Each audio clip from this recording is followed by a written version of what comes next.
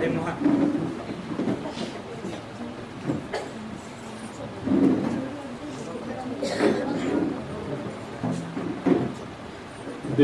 పరిశుద్ధ నామానికి మహిమ కలుగునుగాక. హల్లెలూయా. మన ప్రభువును ప్రియరక్షకుడైన యేసుక్రీస్తు శ్రేష్టమైన నామంలో నేటి క్రిస్మస్ ఆరాధనకు కూడి వచ్చిన మీ అందరికీ కూడా నా హృదయపూర్వకమైన వందనాలు తెలియజేస్తా ఉన్నాను. మీ అందరికి కూడా నా క్రిస్మస్ శుభాకాంక్షలు. దేవుడు మిమ్మల్ని అందరినీ దీవించునుగాక. ఆమేన్. నేటి ధ్యానము కొరకు ఒక వాక్యాన్ని చదువుకుందాం. 97వ కీర్తన 11, 12 చరణాలు చదువుతూ ఉన్నాను, గమనించండి. 97వ కీర్తన 11, 12 చరణాలు. నీతిమంతుల కొరకు వెలుగును, యథార్థ హృదయుల కొరకు ఆనందమును వెచ్చబడి ఉన్నవి. నీతిమంతులారా, యెహోవా యందు సంతోషించుడి, ఆయన పరిశుద్ధ నామమును బట్టి ఆయనకు కృతజ్ఞతాస్తుతులు చెల్లించుడి. దేవునికి స్తోత్రం. తలలు వంచండి, ప్రార్థన చేసుకొని ఈ కొద్ది మాటలను మనం ధ్యానించుకుందాం. మమ్మల్ని అతి మిక్కిలిగా ప్రేమించిన మా ప్రియ పరలోకపు తండ్రి, ఈ ఉదయాన్న మీ పాద సన్నిధిలో ఉండటానికి మీరు చూపిన కృపను బట్టి స్తోత్రాలు. గడిచిన కాలమంతా మీ రెక్కల నీడలో భద్రపరిచారు నాయనా. ఈ రోజున క్రిస్మస్ ఆరాధనలో మేము పాల్గొనటానికి కృపనిచ్చారు, స్తోత్రాలు.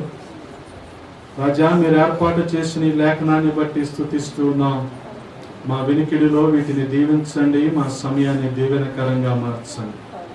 మీ హస్తాలకు అప్పగించుకుంటూ ఉన్నాం. అల్పుడైన నన్ను మరుగు చేయండి, మీ ఆత్మ చేత నింపి వాడుకోనండి. మీకే మహిమలు ఆరోపిస్తూ యేసయ్య పరిశుద్ధ నామంలో అడిగి వేడుకుంటున్నాము తండ్రి. ఆమేన్. దేవునికి స్తోత్రం. హల్లెలూయా. ప్రభువునందు ప్రియ సహోదరి సహోదరులారా, 97వ కీర్తన 11వ చరణంలో మనం చూడగలిగితే, నీతిమంతుల కొరకు వెలుగును, యథార్థ హృదయుల కొరకు ఆనందమును వెత్తబడి ఉన్నవి. దేవునికి స్తోత్రం. హల్లెలూయా. హల్లెలూయా. సర్వోన్నతమైన స్థలములలో దేవునికి మహిమ, ఆయనకిష్టులైన వారికి భూమి మీద సమాధానం. యేసుక్రీస్తు ప్రభువు వారు పుట్టక మునిపే దేవదూత ఆయన రాకను గురించిన ప్రవచనాన్ని చెప్తున్న మాటలు మనందరికీ కూడా పరిచయం. సర్వోన్నతమైన స్థలములలో దేవునికి మహిమ, ఆయనకిష్టులైన వారికి భూమి మీద సమాధానం. అందుకనే ప్రవక్త ఎప్పుడు ప్రజల దగ్గరికి వచ్చిన, రాజు దగ్గరికి ప్రవక్త వచ్చినప్పటికీ వారు అడుగుతూ ఉండేవారు ప్రవక్తని, అయ్యా నువ్వు సమాధానంగానే వస్తున్నావా? అంటే నువ్వు తీసుకువచ్చే సమాచారం ఎటువంటిది? దేవుని ఉగ్రతకు సంబంధించిందా? దేవుని సమాధానానికి సంబంధించిందా? దేవుని ఆశీర్వాదానికి సంబంధించిందా? వీళ్ళలో ఒక రకమైన ఆందోళన ఉండిపోయేది, ఇది ఎటువంటి సమాచారం. కానీ దూత యేసుక్రీస్తు ప్రభు వారి రాక గురించి చెప్పినప్పుడు ఏం చెప్పాడు? ఇది ప్రజలందరికీ కలగబోయే మహా సంతోషకరమైన శుభవర్తమానం. హల్లెలూయా. గమనించండి. అందుకనే యేసుక్రీస్తు ప్రభు వారి రాక ప్రజలందరికీ కూడా శుభ సమాచారం, ఒక మంచి వార్త. అందుకే ఆయన రాకను ఉద్దేశించి అనేకులను మనం ఆ పుట్టుక సందర్భంగా చూస్తూ ఉంటాం.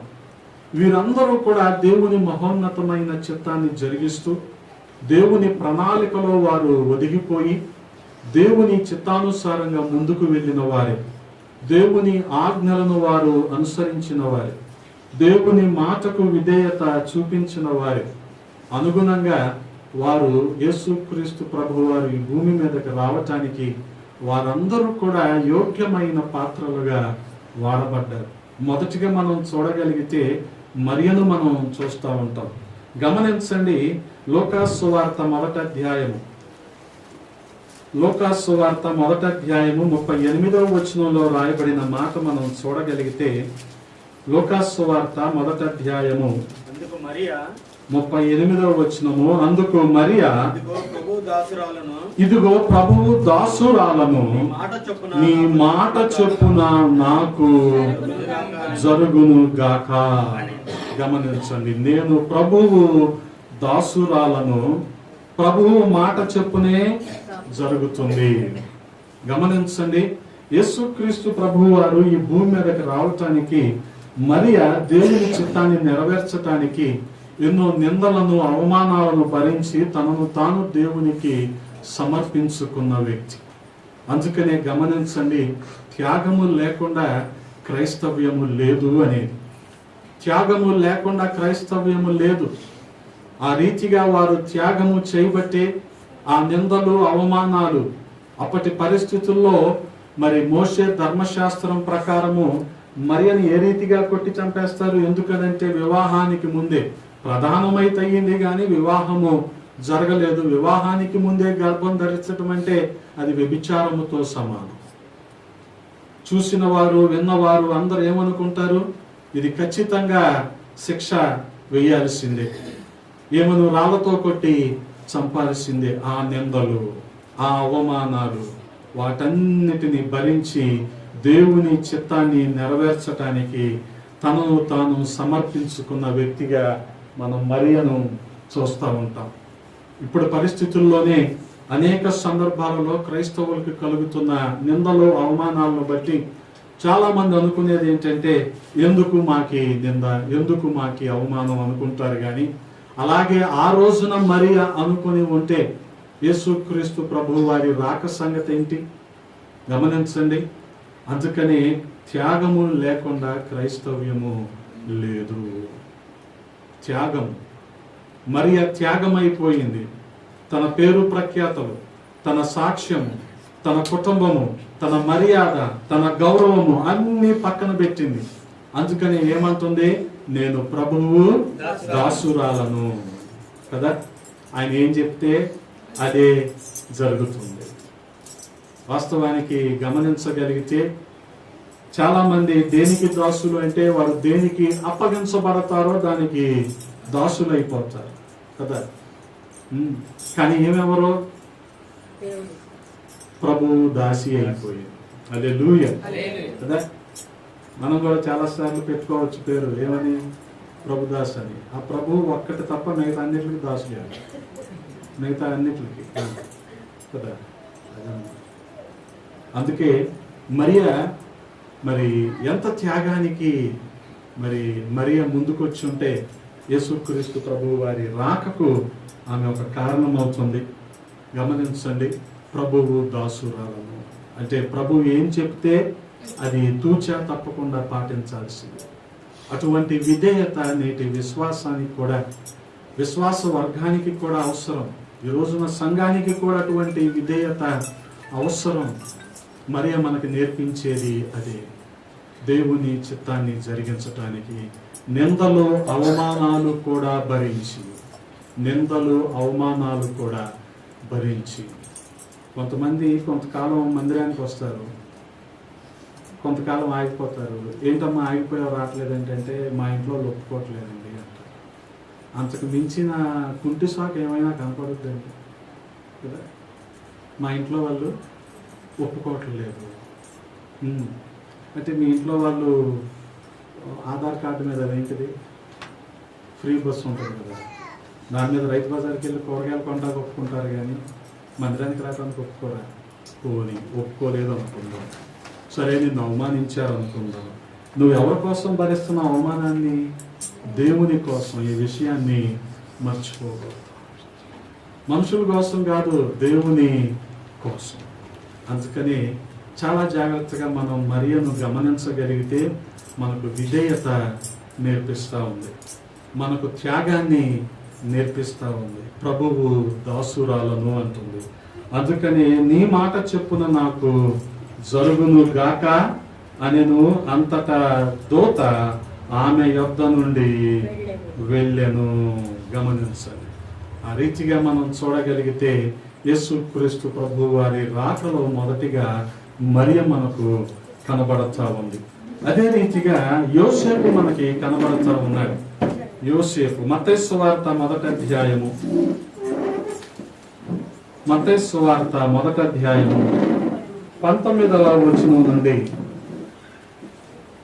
మత్తయి సువార్త 1వ అధ్యాయం 19వ వచనం నుండి 25వ వచనము వరకు. ఆమె భర్త అయిన యోసేపు నీతిమంతుడై ఉండి ఆమెను అవమానపరచనొల్లక రహస్యముగా ఆమెను విడనాడ ఉద్దేశించెను. అతడు ఈ సంగతులను గూర్చి ఆలోచించుకొనుచుండగా ఇదిగో ప్రభువు దూత స్వప్నమందు అతనికి ప్రత్యక్షమై, దావీదు కుమారుడు అయిన యోసేపు, నీ భార్య అయిన మరియను చేర్చుకొనుటకు భయపడకుము. గమనించండి, ఆమె గర్భము ధరించినది పరిశుద్ధాత్మ వలన కలిగినది. గమనించండి, దేవుని ప్రణాళికను నెరవేర్చటానికి తన వంతుగా సహకారాన్ని అందించిన వాడు యోసేపు.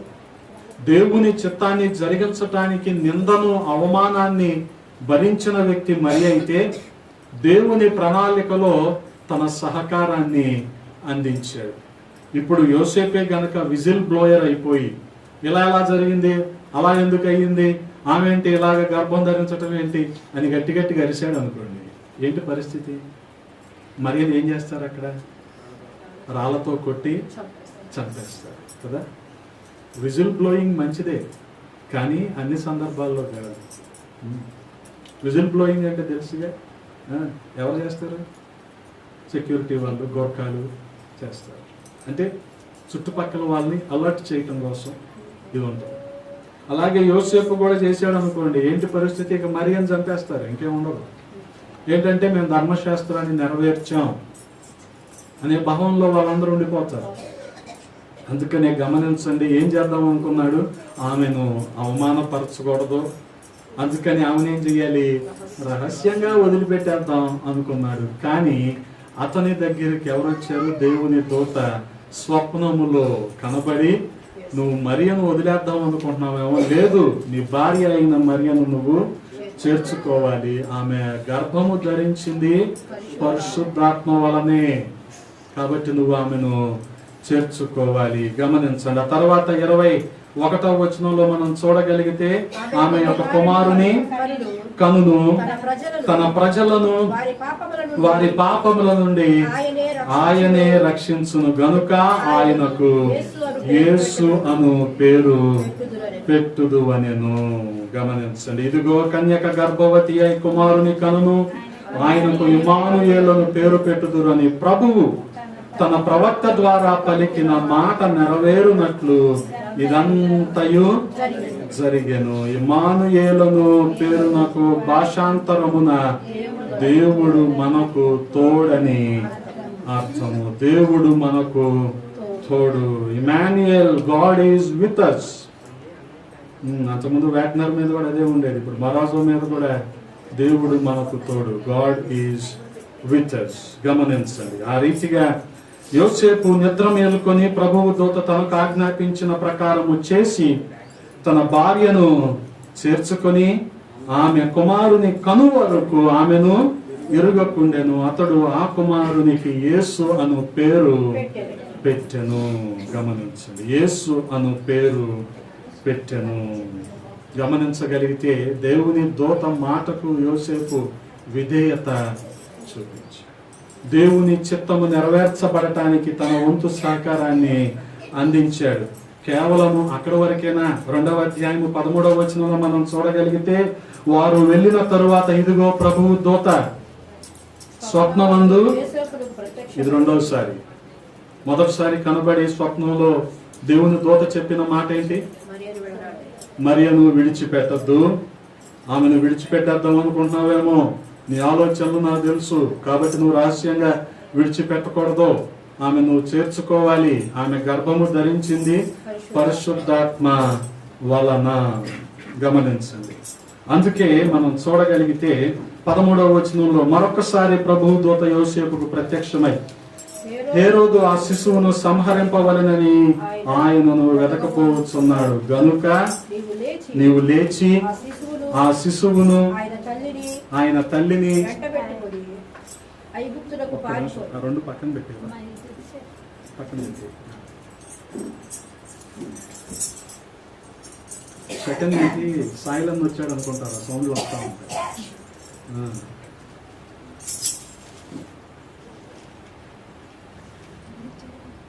నీవు లేచి ఆ శిశువును ఆయన తల్లిని వెంట పెట్టుకుని ఐగుప్తునకు పారిపోయి నేను నీతో తెలియజెప్పు వరకు అక్కడనే ఉండుమని అతనితో చెప్పాను.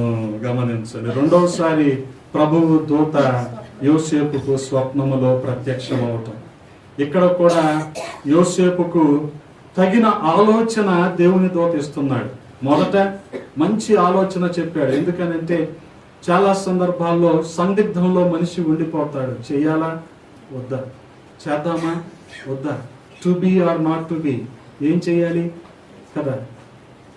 ఏమి పాలుపోని పరిస్థితుల్లో దేవుడు మనకు ఆలోచన చెప్పేవాడు. అందుకని ఆయన ఆలోచన కర్త. హల్లెలూయా. గమనించండి, ఇప్పుడు కూడా మీరు వెళ్ళాల్సిన దారి ఇది కాదు. ఎందుకని ఇటువైపు వెళ్తే మీరు హేరోదు చేతుల్లో చిక్కిపోతారు. హేరోదు చిన్నపిల్లలందరినీ చంపేస్తున్నాడు. కాబట్టి మీరు ఇలాగా వెళ్ళొద్దు. 19వ వచనంలోకి రండి. హేరోదు చనిపోయిన తర్వాత ఇదిగో ప్రభువు దూత ఐగుప్తులో, ఇది మూడవసారి. గమనించండి, దేవుని చిత్తాన్ని నెరవేర్చడానికి యోసేపు సహకారిగా ఉన్నాడు. దేవుడు యోసేపుకు తగిన ఆలోచనను సహాయాన్ని ఏర్పాటు చేశాడు. అందుకని ప్రతి సందర్భంలో కూడా దేవుని దూతను, దేవునికి ప్రతినిధిగా ఉన్న ఆయన దూతను దేవుడు పంపిస్తున్నాడు. గమనించండి, స్వప్నమందు ప్రత్యక్షమై నీవు లేచి శిశువును తల్లిని తోడుకొని ఇశ్రాయేలు దేశమునకు వెళ్ళుము. శిశువు ప్రాణము తీయుచూచుచుండిన వారు చనిపోయిరని చెప్పాను. అప్పుడు అతడు లేచి శిశువును తల్లిని తోడుకొని ఇశ్రాయేలు దేశమునకు వచ్చెను. ఎంత గొప్ప ఆలోచన అండి కదా, ఎంత గొప్ప ఆలోచన. ఒకవేళ యోసేపు గనక అనుకున్న ప్రకారం వెళ్ళిపోయాడు అనుకోండి, ఏం జరుగుద్ది అక్కడ? హేరోదు చంపేసేవాడు. అందుకని హేరోదు చనిపోయేంత వరకు యోసేపు చాలా జాగ్రత్తగా శిశువును మరియను, అనగా బాలుడైన యేసుక్రీస్తు ప్రభు వారిని మరియను కాపాడుకున్నట్లుగా మనం చూస్తూ ఉంటాం. ఎంత గొప్ప ఆలోచన. దేవుని ప్రణాళికను ముందుకు తీసుకువెళ్ళటానికి యోసేపు సహకారిగా ఉన్నాడు. మరియా నిందలు భరించింది, అవమానాలు భరించింది, యోసేపు సహకారిగా ఉన్నాడు. వాస్తవానికి మనము కూడా దేవుని రాజ్య వ్యాప్తి కొరకు సహకారులుగా ఉండాలి. గమనించండి, క్రిస్మస్లో మనం నేర్చుకోవలసిందిదే. వీళ్ళందరి దగ్గర నుంచి, మరియ నుంచి నేర్చుకోవలసింది. దేవుని ప్రకటించినప్పుడు ఎదురయ్యే నిందలు, అవమానాలు, వాటిని మనం భరించాలి దేవుని కొరకు కదా. అవి జరుగుతూ ఉంటాయి కదా. ఇదేదో అద్భుతం సంభవించినట్టు భావించకండి అంటాడు ప్రభు. ఇది సహజంగా జరిగేది. నాకే జరుగుతుందని మనం భావించిన అవసరం లేదు. ఎందుకంటే ఇబ్బందులు పడిన మిషనరీలు అనేక మంది ఉన్నారు. వాళ్ళ భౌగోళిక పరిస్థితులు, వారి ఆహారపు అలవాట్లు వేరైనా సరే మన భారతదేశానికి వచ్చి సేవలు అందించిన దేవుని మిషనరీలు, దైవ సేవకులు చాలామంది ఉన్నారు. గమనించండి, కేరళ నుంచి ప్రభు అబ్రహాం శామ్యూలయ్య గారిని విజయవాడ వెళ్ళి సేవ చేయండి అని పంపిస్తే, ఎక్కడ కేరళ, ఎక్కడ విజయవాడ, 15-16 గంటల దూరం. అక్కడ నుంచి వాళ్ళు వచ్చి రైల్వే స్టేషన్ దగ్గర దిగితే వాళ్ళకి ఎటెళ్ళాలో తెలియదు.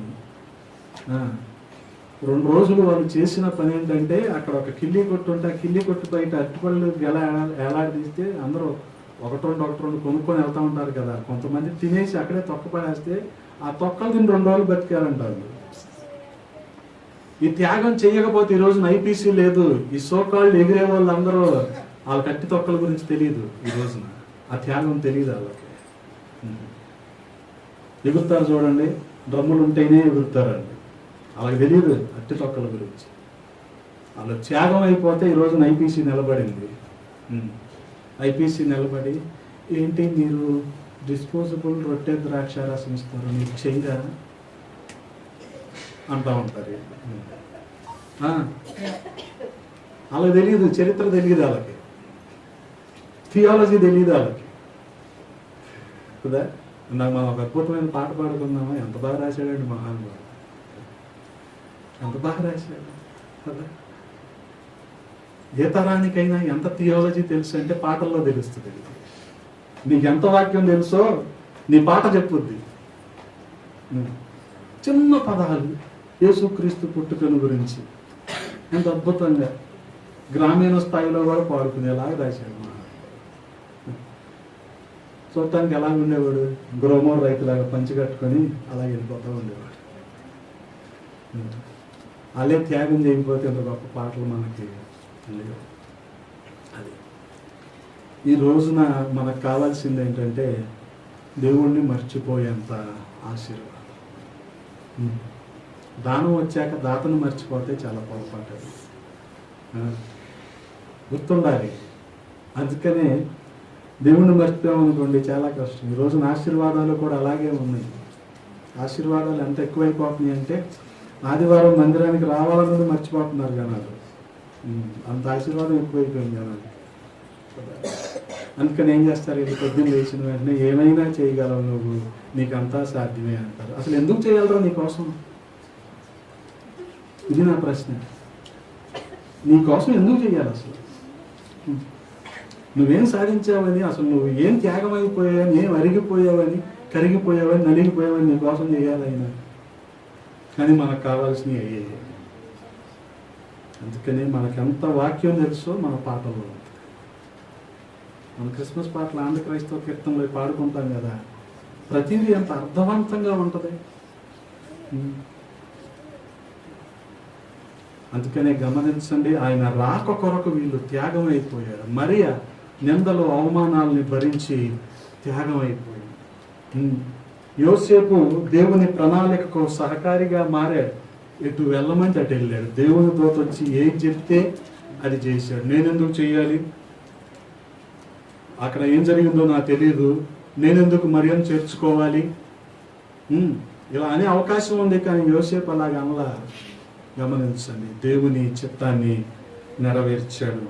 ఆ రీతిగా మనం చూడగలిగితే 3 సందర్భాల్లో దేవుని దూత యోసేపుకు స్వప్నంలో ప్రత్యక్షమై యోసేపుకు ఆలోచన చెప్పి యోసేపును తప్పించి అక్కడ శిశువును తల్లిని క్షేమంగా ఉంచినట్లు మనం చూస్తా ఉన్నాం.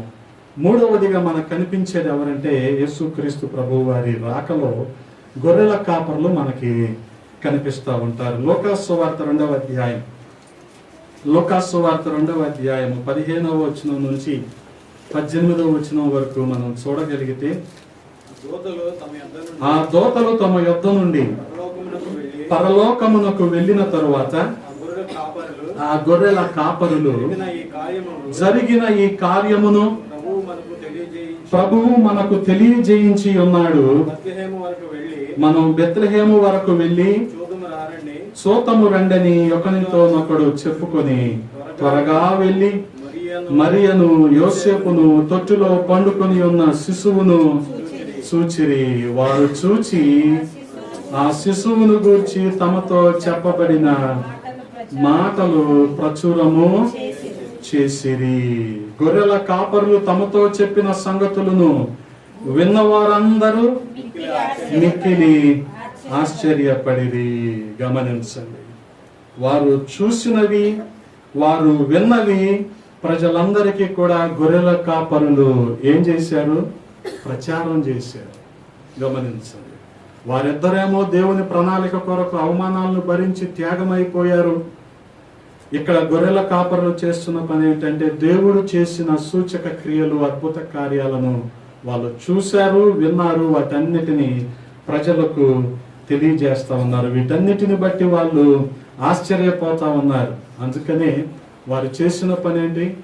వారి మందలను అక్కడే విడిచిపెట్టేసి ప్రభువుని చూడటానికి వెళ్ళారు. హల్లెలూయా. వారి పనులు అక్కడే వదిలిపెట్టేసి ఆరాధనకు వెళ్ళారు.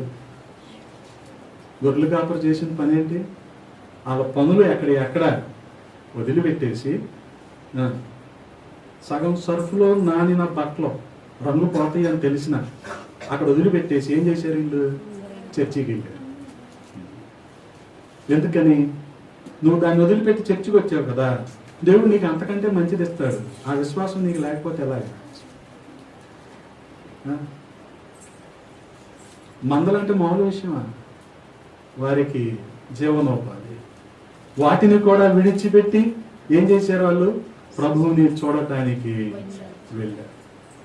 వారు విన్నది దేవదూత వారికి చెప్పిన మాట, వారు చూసింది ప్రభువు శిశువుగా పశువుల తొట్టిలో ఆయన పొరండ పెట్టబడి ఉండటం.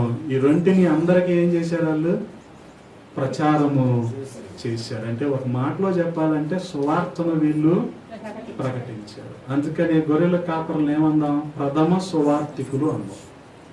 ఏమందాం? ప్రథమ. మా మామ ఎప్పుడు ఇదే చెప్తాడు, ఇదే మాట. నిన్న కూడా వచ్చి అదే చెప్తున్నాడు. గొర్రెల కాపరులు ఎవరు? ప్రథమ, మొట్టమొదటిగా సువార్త ప్రకటించింది వాళ్ళే. వాళ్ళు విన్న విషయాలు, కన్న విషయాలు. వాస్తవానికి వారు ఒక రకంగా చెప్పాలంటే యేసుక్రీస్తు ప్రభువు వారి రాకకు సాక్షులుగా మిగిలిపోయారు. అంటే వారు విన్నవి, వారు చూసినవి, వీటిని గురించి అందరికీ చెప్పటం మొదలుపెట్టారు కదా. మనం చెప్పగలుగుతున్నామా దేవుని అద్భుత కార్యాలు, దేవుని ఆశ్చర్య కార్యాలు మనం చెప్పగలుగుతున్నామా? గొర్రెల కాపర్లను చూసి మనం నేర్చుకోవాలి. సువార్తను మనం ప్రకటించే వారంగా అవ్వాలి. మనం కూడా సువార్తను ప్రకటించాలి, గమనించాలి. అలాగే యేసుక్రీస్తు ప్రభువు వారి రాకలో మనకు కనిపించేది ఏంటంటే మరొకటి, నక్షత్రం మనకి కనబడుతూ ఉంది. నక్షత్రం చేసిన పని ఏంటంటే జ్ఞానులకు దారి చూపించటం. మనము కూడా నక్షత్రం లాగానే దేవుని వద్దకు వచ్చే దారిని మనం చూపించాలి కదా. లోకంలో పడి లోకాచారాల్లోనే ఉండిపోతున్న అన్యులు అనేక మంది ఉంటారు. విగ్రహారాధనలో ఉండిపోయిన వారు, నిజ దేవుణ్ణి రక్షకుడిని ఎరుగని వారు అనేక మంది ఉంటారు. ఈ నక్షత్రము గనక జ్ఞానులకు ఎలాగైతే దారి చూపించిందో మనం కూడా వారికి దారి చూపించే వారంగా ఉండాలి కదా. ఎంతమంది ఆ పని చేస్తున్నాం మనం కూడా నక్షత్రంలాగా ఉంటే we become a brand ambassador. ఫలానా చోట ఫలానా వస్తువు దొరుకుతుందని ఎలాగైతే మనం చెప్తామో, ఫలానా అద్భుతం మా జీవితంలో చూసాము, ఫలానా మందిరానికి రండి అని మనం కూడా చెప్పగలం. గమనించాలి, నక్షత్రం చేసిన పని అదే. అందుకనే దానియేలు గ్రంథము 12వ అధ్యాయం 2వ వచనంలో రాయబడి ఉంటుంది కదా. దానియేలు గ్రంథము 12వ అధ్యాయము 3వ వచనము, బుద్ధిమంతులైతే ఆకాశ మండలములోని జ్యోతులను పోలిన వారై ప్రకాశించెదరు. నీతి మార్గమును అనుసరించి నడుచుకొనున్నట్లు ఎవరు అనేకులను ఎటువైపు? ఇక్కడ ఎస్పీటీ దొరుకుద్ది, ఇక్కడ అల్లం బెల్లం టీ దొరుకుద్ది. ఇటువైపా? ఎవరు అనేకులను దేవుని వైపు తిప్పుతారో హల్లెలూయా. మరి ఎలాగుంటారు? నక్షత్రం వలె నిరంతరము ప్రకాశిస్తారు. హల్లెలూయా. గమనించండి, ఆ రీతిగా ఎవరు దేవుని వైపు అనేకులను త్రిప్పుతారు. ఈ అనుభవాలు మనకు అవసరం. వారే నక్షత్రాలలాగా ఉంటారు, వాళ్ళే స్టార్స్ కదా. క్లాసుల్లో కూడా స్టార్స్ ఉంటారు. అంటే వాళ్ళు స్కూల్ మొత్తానికి తెలుసు, అది వాళ్ళకందరూ తెలియాలని లేదు. ట్రంప్ ఒక స్టార్, మోడీ ఒక స్టార్. మోడీకి మనం తెలియాలని లేదు, కానీ మనకి మోడీ. అలాగే ప్రభు కొరకు అనేకులను ఎవరైతే త్రిప్పుతారో వారు కూడా ఎలాగుంటారు? నక్షత్రాలలాగా, తారలలాగా ఉంటారు. వాళ్ళు స్టార్స్ అవుతారు. గమనించండి, వాళ్ళే ఒక బ్రాండ్ అంబాసిడర్ అవుతారు. గమనించగలిగితే ఆ రీతిగా ప్రభువుని మనం ప్రకటించే వారం అవ్వాలి. గొర్రెల కాపర్లు కనుక ఎలాగైతే వారి పనిని కూడా పక్కన పెట్టి, వారి మందలను కూడా విడిచిపెట్టి ప్రభువుని ఆరాధించటానికి వచ్చారో, ఆ రీతిగానే ప్రభువు దగ్గర నుంచి మేలు పొందుకున్న మనము వాటిని అనేకులకు చెప్పి ప్రభువు వద్దకు నడిపించే వారంగా ఉండాలి. అందుకే సువార్తికుడైన ఫిలిప్ అనుభవాన్ని మనం చూడగలిగితే అపోస్తల కార్యముల గ్రంథము 8వ అధ్యాయము,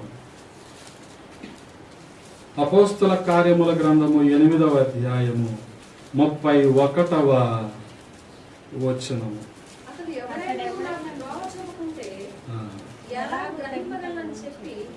ఎవరైనా నాకు చెప్పకపోతే, ఎవరైనా నాకు చూపించకపోతే, నన్ను గైడ్ చేయకపోతే నాకు ఎలా తెలుస్తుంది కదా?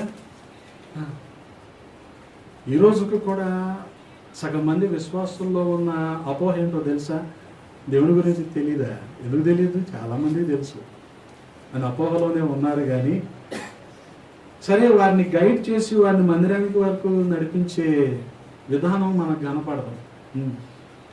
గమనించండి, ఇక్కడ ఫిలిప్పుతో ఆ నపుంసకుడు ఏమంటున్నాడు? నువ్వు చదివేది ఏంటో నీకు అర్థమవుతుందంటే, నాకు ఎవరైనా వివరించకపోతే నాకు ఎలాగా తెలుస్తుంది కదా? మనం ప్రకటించకపోతే అన్ని జనులు ప్రభువుని ఎలాగా తెలుసుకుంటారు కదా? ఇది మన తపనై ఉండాలి.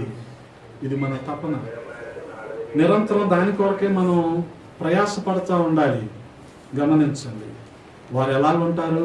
అలాగ అనేకులను ప్రభువు వైపు తిప్పేవారు ఆకాశ నక్షత్రాలలాగా ఉంటారు. హల్లెలూయా. దేవుని వద్దకు రావటానికి మనం కూడా ఒక సాధనంగా వాడబడుదును గాక. అటువంటి కృప దేవుడు మనకివ్వాలి. అప్పుడు మనం ప్రకటించగలం. అది కూడా ఎలాగా? ధైర్యంగా ప్రకటించగలం. ఎప్పుడైతే దేవుని ఆత్మ చేత మనం నింపబడతామో అప్పుడు ధైర్యంగా ప్రకటించగలం. ఫిలిప్పుకు కూడా కొన్ని అవసరతలు ఉన్నాయి. 4 కుమార్తెలు ఉన్నారు, వారికి వివాహం చేయాలి, కుటుంబ బాధ్యతలు ఉన్నాయి. వాటిని కూడా పక్కన పెట్టి ఫిలిప్ ఏం చేశాడు? నపుంసకుని రథానికి ఎదురుగా పరిగెడుతున్నాడు. కారణం, ధైర్యం వచ్చింది ఫిలిప్కి. భయం ఏం లేదు. నేను ఇంటిని విడిచిపెట్టి వెళ్ళిపోతే వీళ్ళ పరిస్థితి ఏంటి అనే భయము ఏమాత్రం కూడా ఫిలిప్కు లేదు కదా? అనేకులలో కొంత సేఫ్టీ, సెక్యూరిటీకి సంబంధించిన భయాలు మనం చూస్తూ ఉంటాం. కొంతమందిని నేను అడుగుతూ ఉంటాను, నీకు చేపలు కనిపించినాయి అంటున్నావు, నువ్వు వలేసాను అంటున్నావు, సేవకు రాదేంటంటే వస్తే ఇవన్నీ ఎవరు చూసుకుంటారంటే. ఇలాంటి వాళ్ళు ఉంటారు కొంతమంది. అది అంటే వీళ్ళకి ఏంటంటే ప్రయాస పడకూడదు, ప్రయోజకులు అయిపోవాలి. వీళ్ళందరూ వీళ్ళలో త్యాగం ఉండదు, వీళ్ళలో సమర్పణ ఉండదు. కానీ మాత్రం పెద్ద పెద్ద ఫ్లెక్స్లు, పోస్టర్లు కావాలి. ఎలా కుదురుద్ది కదా? మన సతీష్ గారు అన్నీ అలా వచ్చేయడానికి, డబ్బుతో అన్నీ మనం సమకూర్చుకోవటానికి కదా. అందుకని ఎవరైనా చెప్పకపోతే నాకు ఎలాగా తెలుస్తుంది? ఫిలిప్ తన ప్రయారిటీస్ మార్చుకున్నాడు. కుటుంబాన్ని విడిచిపెట్టాడు, రథానికి ఎదురుగా పరిగెడుతున్నాడు. అలాగా ఒక ధనాగారం అంతటి మీద అధికారిగా ఉన్న ఒక వ్యక్తిని ఎదుర్కోవటం అంటే సెక్యూరిటీ బ్రీచ్, భద్రతా వైఫల్యం అని చెప్పి మనోడిని ఏం చేస్తారు? అసలు నువ్వు ఎందుకు వచ్చావు? చంపడానికి వచ్చావు కదా, నిజం చెప్పు, చంపడానికి వచ్చావు కదా అని ఫిలిప్ని ఏం చేయాలి? ఇంట్రాగేట్ చేయాలి. కానీ అతను రథం ఆపటం ఆపి కూడా ఏమంటున్నాడు? ఎవరైనా నాకు చెప్పకపోతే నేను ఎలాగా తెలుసుకుంటాను? చాలామంది తెలియకుండానే ఉన్నారు. చాలామంది అంతా సమానమైన లౌక్యంలో బతికేస్తున్నారు. అన్నీ ఒకటే అనే భ్రమలో చాలామంది బ్రతికేస్తూ ఉన్నారు. అన్ని దారులు ఒకటే అనే లౌక్యంలో మనుషులు బతికేస్తున్నారు ఈ రోజున. కానీ నిజ దేవుని గురించి వారికి చెప్పేది ఎవరు? అందుకనే అలా చెప్పేవారు ఎలాగుంటారంట? ఆకాశములో నక్షత్రాలలాగా ఉంటారు. అలాగే యేసుక్రీస్తు ప్రభు వారి రాకలో మనకి కనిపించేది మరొకరు జ్ఞానులు మనకి కనబడుతూ ఉంటారు. మత్తయి సువార్త 2వ అధ్యాయంలోనే మొదటి వచనం నుంచి మనం చూడగలిగితే, రాజైన హేరోదు దినములయందు యూదయ దేశపు బెత్లెహేములో యేసు పుట్టిన పిమ్మట ఇదిగో తూర్పు దేశపు జ్ఞానులు యెరూషలేమునకు వచ్చి, యూదుల రాజుగా పుట్టిన వాడు ఎక్కడున్నాడు? తూర్పు దిక్కున మేము ఆయన నక్షత్రము చూచి ఆయనను పూజింప వచ్చితిమి. గమనించండి, ఈ మాట అక్కడ యెరూషలేములో వారందరూ కూడా కలవర పడిపోయారు. రాజు ఏమంటున్నాడు? నేను ఉండగా ఇంకొక రాజా కదా, అతనికి కూడా ఒక రకమైన అభద్రతా భావం వచ్చేసింది. అందుకని 2 సంవత్సరాల వయసు లోపు ఉన్న మగ శిశువులందరినీ కూడా చంపించేయమని ఆజ్ఞ విధించేశాడు. గమనించగలిగితే జ్ఞానులు ఆ రీతిగా ప్రభువుని ఆరాధించటానికి వచ్చారు. ఒక మాట మనం గమనించగలిగితే, జ్ఞానుల్లో వారి జ్ఞానము వారిని ప్రభువు వద్దకు నడిపించింది. హల్లెలూయా. వారి జ్ఞానము వారిని ప్రభువు దగ్గరికి నడిపించింది. అందుకే చాలా రకాల జ్ఞానం కోసం మనం ప్రయాసపడుతూ ఉంటాం. ఈ మధ్యకాలంలో ఈ చిన్న చిన్న క్లాసుల నుంచే పెద్ద పెద్ద ఎంట్రన్స్ల గురించి ప్రయాసపడుతున్నారు కదా. ఇంకొకటి బ్రెయిన్ షార్ప్గా ఉంటుందని. పెన్సిల్ షార్ప్గా ఉండాలంటే ఏం చేయాలి? బ్లేడ్తో. మరి బ్రెయిన్ షార్ప్గా ఉండాలంటే అనాలా? అబాకస్ అనాలా? అంటే షార్ప్ అయిపోద్దా? అందుకనే దైవిక జ్ఞానం అనేది చాలా వస్తుంది. అది ఎప్పుడు వస్తుంది? దేవుని భయం ఉంటే. ఆ భయము జ్ఞానాన్ని మనలో పుట్టిస్తుంది. ఆ జ్ఞానము దేవుని వద్దకు మనల్ని నడిపిస్తుంది. వీళ్ళు చాలా పెద్ద ఖగోళ శాస్త్రజ్ఞులు, వీళ్ళు ఆస్ట్రానమీ తెలిసిన వాళ్ళు వీళ్ళు. అందుకనే ఆ నక్షత్రం, ఆ ల్యూమినాసిటీ చూసి, ఆ తేజస్సు చూసి ఎవరో ఖచ్చితంగా రాజు పుట్టాడు అని తెలుసుకున్నారు. ఆ జ్ఞానాన్ని బట్టి అది ఎటు వెళ్తే అటు వచ్చారు. అందుకనే వారి జ్ఞానం ఏం చేసింది? వారిని దేవుని దగ్గరికి నడిపించింది. నీ జ్ఞానము కూడా దేవుని దగ్గరికి నిన్ను నడిపించాలి. ఒకవేళ నీ జ్ఞానము దేవుని నుంచి దూరంగా తీసుకెళ్ళిపోతుంటే చాలా జాగ్రత్తగా ఉండవు అటువంటి జ్ఞానంతో. అది ఎటువంటి దయ్యాల జ్ఞానమో నాకు తెలీదు. దేవుని నుంచి దూరంగా తీసుకెళ్ళిపోతుందా నిన్ను జ్ఞానం కదా. అందుకనే సగం సైంటిస్టులు జ్ఞానం పెరిగిన తర్వాత ఏమంటారు? సైంటిస్టులు దేవుడు లేడు అంటారు. ఇంకా వాళ్ళు అనవసరం, వాళ్ళు బుద్ధిహీనులు. దేవుడు లేడు అంటారు వాళ్ళు. ఇంకా మరి మన జ్ఞానం మనల్ని ఎటువైపు తీసుకెళ్తుంది? గమనించండి, ఈ జ్ఞానుల జ్ఞానము వీరిని దేవుని వద్దకు నడిపించింది.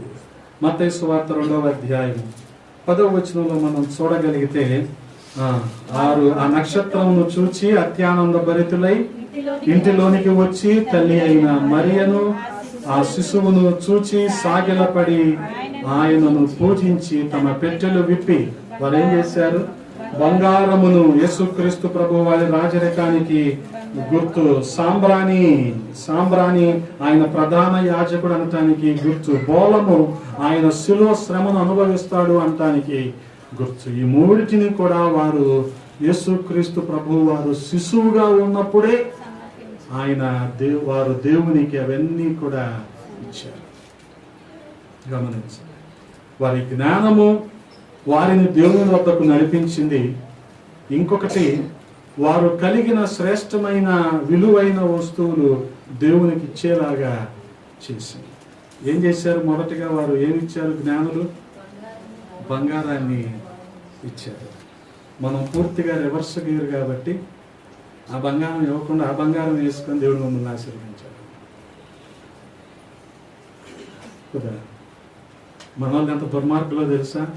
పరలోకం అండి, అక్కడ బంగారు వీధులు ఉంటాయండి. మరి ఇక్కడ ఎందుకు గ్రామ బంగారం కోసం చచ్చిపోతాం? శవాల మీద కూడా ఏరుకుంటాం ఎందుకు? అదే అక్కడ పరలోకంలో అంత బంగారు వీధులు ఉంటే అక్కడ నడుస్తాము అనే నిరీక్షణ నీకు లేదన్నమాట. ఉంటే ఇక్కడ వదిలేసుకోవచ్చుగా. ఆ 1 గ్రామ్ కోసం కూతుర్ని కొట్టుకోరా? ఖచ్చితంగా. ఎవరు అన్నవాళ్ళు చాలా జాగ్రత్తగా ఆలోచించుకోండి తర్వాత కదా. చిన్న చిన్న వస్తువులు వేడి చెవులు ముక్కులు గుండె వాటి కోసం అక్కా చెల్లెలు కొట్టుకున్న వాళ్ళు ఎంతమంది లేరు కదా. బొగ్గలాడించుకుంటా తిని తిని తిని నా తర్వాత నా మనవరాలకి అని చెప్పుద్దామా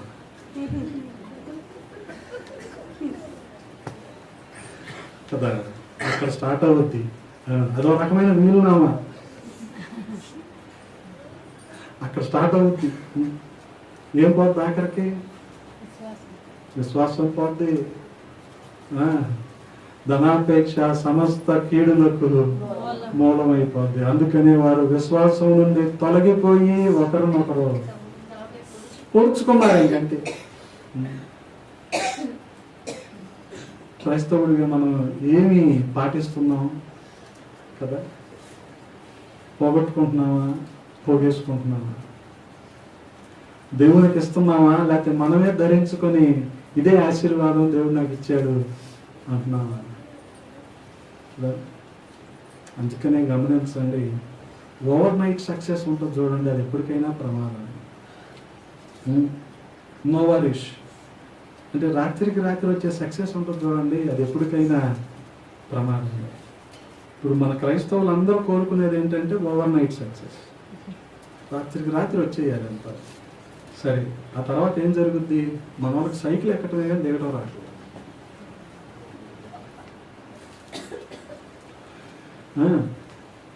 దిగటం రావట్లా.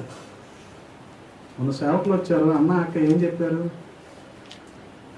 వాళ్ళకి పెద్ద స్కార్పియో ఉంది, చాలా సేఫ్టీ స్కార్పియో. స్కార్పియో అంటేనే కాన్వాయ్లో వాడేది. దాంట్లో రాలా వాళ్ళు, స్కూటీ మీద వచ్చారు. గంటిగుంట నుంచి చలిలో జర్కిన్ వేసుకొని స్కూటీ మీద వచ్చారు. స్కార్పియో ఉండి స్కూటీ మీద అంటే సైకిల్ దిగటం రావాలి మనకి.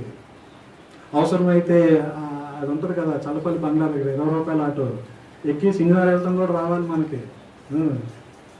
ఇక్కడ ఎక్కి 20 రూపాయల ఆటో బెంచర్కిల్ దగ్గర దిగటం కూడా మనకి రావాలి. అది ఎంతసేపు ఉంది కదా ఫోన్ అని చెప్పి. ఏంటిది? ర్యాపిడోనా? రేర్ ర్యాబిట్ లాగా చెప్తున్నాం కాదు. ర్యాపిడో, ఓలా, ఇంకేముంటాయి ఇలాంటివన్నీ ఉంది కదా ఫోన్ కదా. బెంచ్ సర్కిల్ దగ్గర 5వ నెంబర్ రూట్కి వెళ్ళటానికి ఎన్ని 5వ నెంబర్ బస్సులో ఉందో కదా. దానికి కూడా బడా ఏంటంటే ఆటో ఎక్కడం 200 ఇచ్చి నడుచుకుంటూ వెళ్తే వెళ్ళిపోయే 5వ నెంబర్ రూట్ అది. దీని అంతటికి మనం పెట్టుకున్న పేరేంటి? ఆశీర్వాదం. ఆశీర్వాదం, దీవెన. దేవుడు మమ్మల్ని దీవించాడు. మాయలో ఉండిపోతున్నాం మనం అలాగే. అందుకనే అక్కడ ఏముంటాయి పరలోకంలో? మన ఒంటి మీద కాదు, మన కాళ్ళ కింద బంగారం ఉంటుంది, బంగారు వీధులు ఉంటాయి.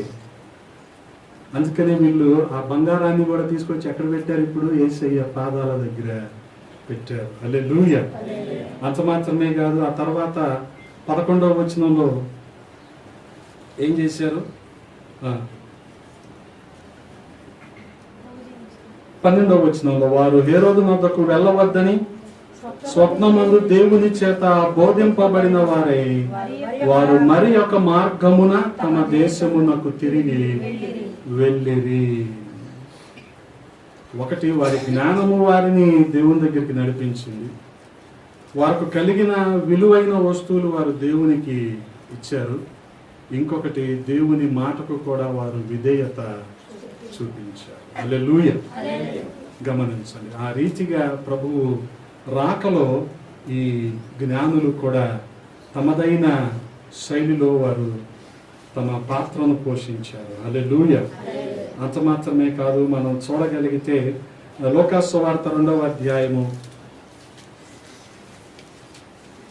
36వ వచనాన్ని చదువుతూ ఉన్నాను.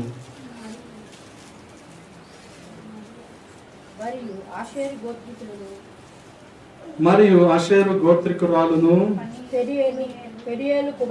పనూయేలు కుమార్తెయునైన అన్న అను ఒక ప్రవక్తయుండెను. ఆమె కన్యత్వం మొదలుకొని 7 ఏండ్లు పెనిమిటితో సంసారము చేసి బహుకాలము గడిచినదై 84 సంవత్సరములు విధవరాలయుండి దేవాలయమును విడువక ఉపవాస ప్రార్థనలతో రేయింబవళ్ళు సేవ చేయుచుండెను. గమనించండి, ఇశ్రాయేలు వారి విమోచన కొరకు ఆమె కనిపెడుతూ ఆమె 84 సంవత్సరాలు ఆ రీతిగానే ఉంది. గమనించండి, సమయం గడిచే కొద్దీ మనకు ఆసక్తి ఉంటుందా? ఆసక్తి సన్నగిల్లిపోద్దా? ఇంట్రెస్ట్ తగ్గిపోద్దిగా సమయం గడిచే కొలది కదా. 40 నిమిషాలు ఓకే, 45 నిమిషాలు వర్తమానం, తర్వాత గంట వర్తమానం ఓకే, గంట దాటితే కష్టమే కొంచెం, ఎందుకంటే రావడానికి ప్రేయర్ కాదు కదా. కానీ అలా సంవత్సరాలు జరిగిపోతానే ఉంది. ఇశ్రాయేలు వారి విమోచన కొరకు కనిపెట్టుకుంటూ ఒక ప్రవక్తి ఉండటం అంటే గమనించండి, దేవుని పట్ల ఎంత నిరీక్షణ కలిగి ఉందో. అటువంటి నిరీక్షణ మనందరికీ కూడా అవసరం. అదే రీతిగా మనకు 29వ వచనంలో 28వ వచనం నుంచి చదువుదామా? ఆయన విషయమై చదవండి.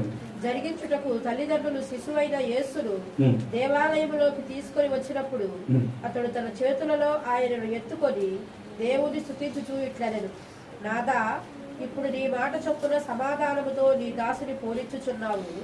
అన్యజనులకు నిన్ను బయలుపరచుటకు వెలుగుగాను, నీ ప్రజలైన ఇశ్రాయేలుకు మహిమగాను నీవు సకల ప్రజల ఎదుట సిద్ధపరిచి. ఇక్కడ మనకు ఈ వచనాల్లో సుమియోను కనపడుతున్నాడు. సుమియోను నీతిమంతుడిగా ఉన్నాడు. 25వ వచనంలో భక్తిపరుడిగా ఉన్నాడు. ఇశ్రాయేలు యొక్క ఆదరణ కొరకు కనిపెడుతూ ఉన్నాడు. ఆ రీతిగా మనం చూడగలిగితే ఇశ్రాయేలుకు మహిమగాను సకల ప్రజల ఎదుట సిద్ధపరిచిన నీ రక్షణను నేను కన్నురారా చూచి తిని అంటున్నాడు. ఆ రీతిగా మనము కూడా కుటుంబ సభ్యుల బంధుమిత్రుల రక్షణ కొరకు ఎదురు చూడవలసిన వారమై ఉన్నాం. అంత మాత్రమే కాదు, లూకాసు వార్త 3వ అధ్యాయంలోనికి వెళ్దాం. మనకు ఎలిజబెత్ కనబడుతుంది. 3వ అధ్యాయము 6వ వచనంలో మనం చూడగలిగితే, యోర్దాను నది ప్రదేశం అంతటా ప్రకటించుచుండెను, ప్రభువు మార్గము సిద్ధపరచు, ఆయన త్రోవలు సరాలము చేయుడి, ప్రతి పల్లము ప్రతి కొండయు మెట్టయు పల్లము చేయబడును, వంకర మార్గములు తిన్నని వగును, కరకు మార్గములు నున్నని వగును, సకల శరీరులు దేవుని రక్షణ చూచురు అని అరణ్యములో కేకలు వేయించిన యొక్క శబ్దము అని ప్రవక్త అయిన యెషయా వాక్యముల గ్రంథమందు వ్రాయబడినట్టు ఇది జరిగెను. గమనించండి, ఇది బాప్తిస్మం ఇచ్చే యోహాను యొక్క పుట్టుక. యేసుక్రీస్తు ప్రభు వారి కంటే కొంతకాలం మునుపే పుట్టి దేవుని మార్గాలను సరళము చేసిన వ్యక్తి యోహాను. ఎందుకనంటే వాస్తవానికి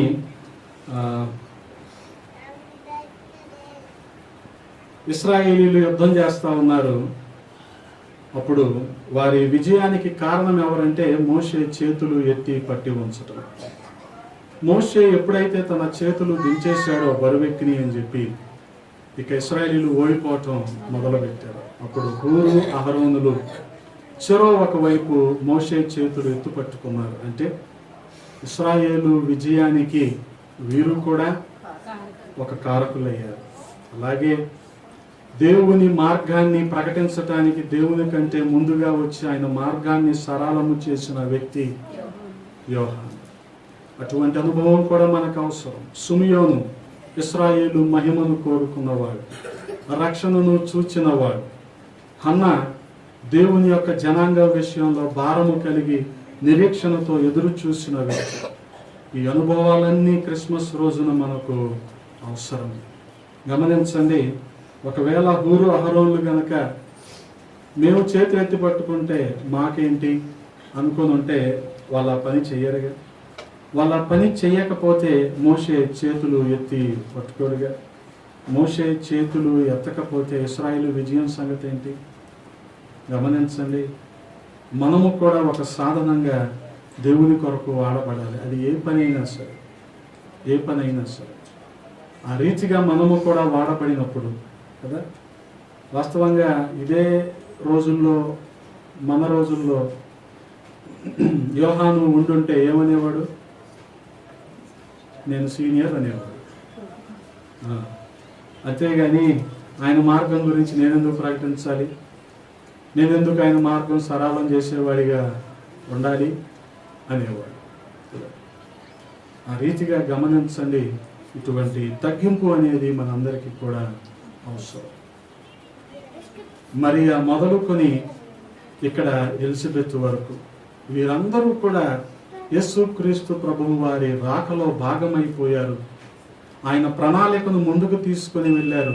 నిందలు, అవమానాలు భరించి త్యాగమైపోయి దేవుని చిత్తాన్ని వారు నెరవేర్చిన వారే, అనేకులకు ప్రభువుని పరిచయం చేసిన వారే, అలాగే వారు విన్నవి చూసినవి అనేకులకు ప్రకటించిన వారే, ప్రభువును తెలియజేసిన వారే. వారందరూ కూడా ఆ మొదటి క్రిస్మస్లో చాలా సంతోషంగా పాలు పొందారు. ఈ అనుభవాలను బట్టి మనం కూడా తెలుసుకోవాల్సింది ఏంటంటే, ఈ అనుభవాలు కూడా మన విశ్వాసంలో భాగమై ఉండాలి. మన క్రిస్మస్ కూడా సంతోషంగా ఉండాలి. అటువంటి కృపా దేవాది దేవుడు మనందరికీ దయచేయునుగాక. ఆమేన్. తలలు వంచండి, ప్రార్థన చేసుకుందాం.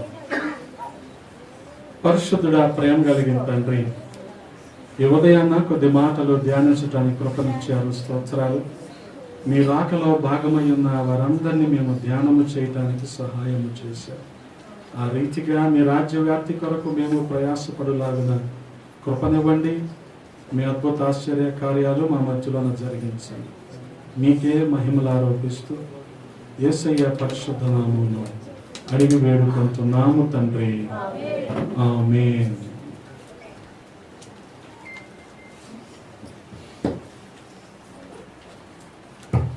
ఈ సమయంలో మనందరం లేచి నిలబడినట్లయితే ఒక పాట పాడుతూ ఉండగా హృదయపూర్వకమైన కానుకలు సమర్పిద్దాం.